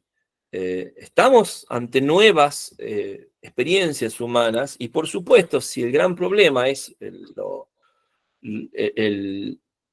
digamos, sostener en el tiempo, me hace reír lo que acaba de poner Estela en el chat, obviamente todas estas cuestiones van a tener que ser revisadas, ¿sí?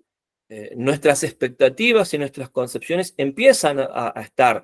Y creo yo que lo que vemos en la novela de Reza precisamente es ese juego, ¿no? Sobre todo, por supuesto, están las figuras centrales, ¿no? La de Robert y Odile, pero luego se van como desgajando otras figuras, ¿sí?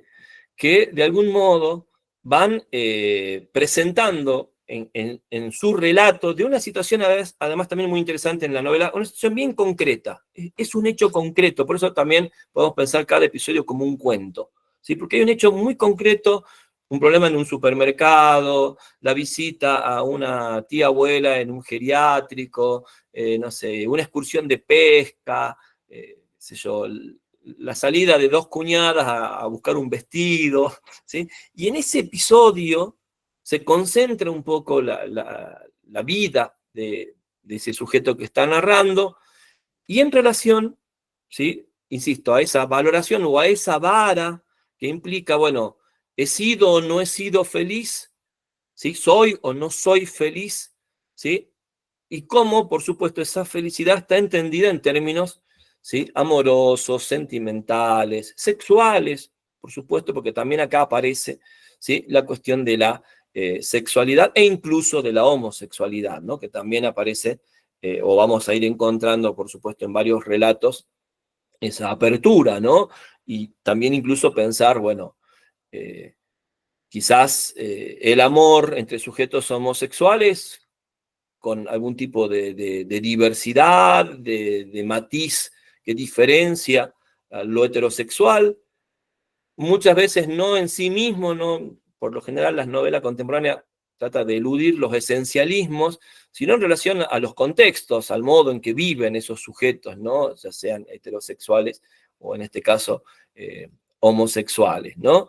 Y vuelvo a insistir, quizás esa felicidad tiene un valor, como lo presenta el poema de Borges en el epígrafe, en relación a la elección, a la libertad, no al imperativo, ¿sí? Es decir, puedo hallar felicidad en amar, en ser amado o en directamente prescindiendo del amor, ¿no?